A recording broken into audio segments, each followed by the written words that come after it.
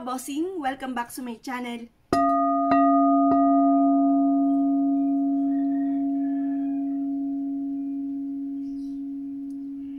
Kayo po ba mga bossing ko ay isa sa mga nag-iisip sa ngayon, ano kaya mga mabibisa pa ng mga pamamaraan para swertihin po tayo sa ating pong buhay? Ako po may share sa inyo. Mainam na subukan niyo po ito at ito po isa sa mga subok na. Noong 2019, bago sumapit ang 2019, gumawa po ako ng ganito. At baka hindi nyo na po ito mabacklid sa tagal ko na po ito na nagawa mga bossing. At tunay naman na napakaswerte po niya. Ano-ano po ba ito mga bossing? Kailangan lamang po natin ng pulang sinulid mga bossing. Maglalagay po muna tayo mga bossing ko ng sinulid dito. Yan. Kayo po ba ay hindi pa malabo ang mata? Nakakapag-sulot pa ba kayo mga bossing? Ito po ay titignan ko kung kaya-kaya kong sulutin. Ayan. Konti na lang. Lawayan po natin. Para makita natin kung may kakayahan pa tayo. Feeling ko kaya ko to isuot eh. Ayan. Kaya ko to isuot. Oh ha? See? Ha? Ayan. Tanan! See? Kaya ko pang magsuot. Yan. Kasi dito, yung mga iba po dito, hindi nila kayang magsuot. Malabo na ang mga mata. Yan.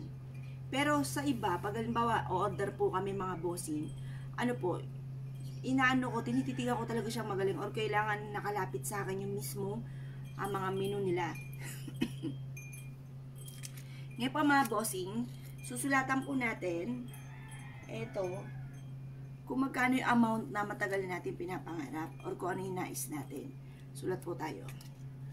Kailangan natin ng 3 dahon ng laurel. Ayan. Ay, yan, naluglog pa isa. Ayan. Ngayon, isusulat po natin dito, sulat ko ay 5 million. Gusto ko magkaroon ng 5 million. Pangarap ko na magkaroon ng 5 million. Kayo po ba'y nakahawak na ng 5 million? Ayan. Gusto ko makahawak ng 5 million. Ayan, magkakaroon ako ng 5 million. Ayan, positive lang.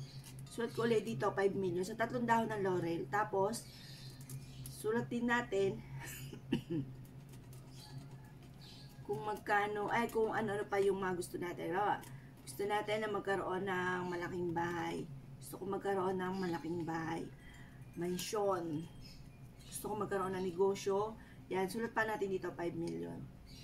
Gusto ko magkaroon ng negosyo na dito na ako yayaman. Gusto ko magkaroon ng negosyo na dito na ako yayaman. Syempre mga bossing, magwi-wish din naman na tayo ay di lubos-lubusin na natin. Yan. Ito po yung 3 mga bossing. Ngayon, tatahiin po natin to sa ganito. Yung 3. Tatahiin po natin. Ito yung ating panahi.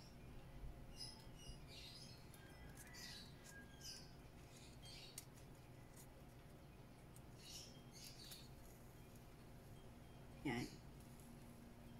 Tapos, ito po mga bossing, yung ating bawang. Hatiin lang natin ang bawang. Tayo ng bawang. Yan. Yan natin. Ang kukunin natin bawang ay eto, yung nasa gitna. Yan. Kukuha tayo ng 3 na bawang.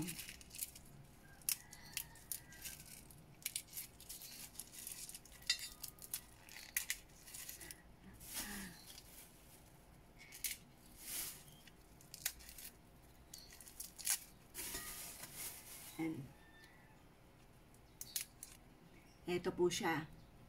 Ang bawang mga bossing ko ay nagtataboy ng mga bad spirit, nag-a-attract po ito ng swerte rin. Yan. Tapos, tuloy lang natin, hawakan natin dito sa kabilang dulo dahil baka kung mawala yung dahon ng laurel. Sulot lang po natin dito. Yan. Tapos, sulot din natin dito. Tapos, sulot lang din natin siya dito.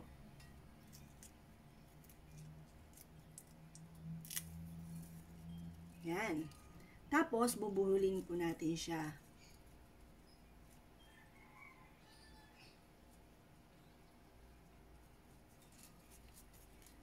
Yan.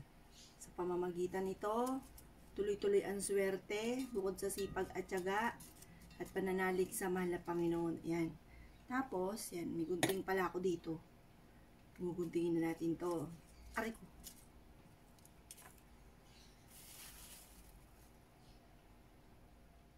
Yan. Tapos, alisin natin yung excess. Tapos, sasabit na natin to sa may bintana. Yan. Or kaya, sa main door. Yan. Tapos po to, sasabit lang natin. Ito po ay makakatulong, bukod po sa ating sipag at tiyaga, makakatulong po ito na makamit natin ang mga pinapangarap po natin. Iaadya tayo nito kung saan lagi tayo ay suswertihin. Swerte po ito mga bossing. Ngayon po, dito ko siya isasabit. Yan, tingnan nyo po mga bossing.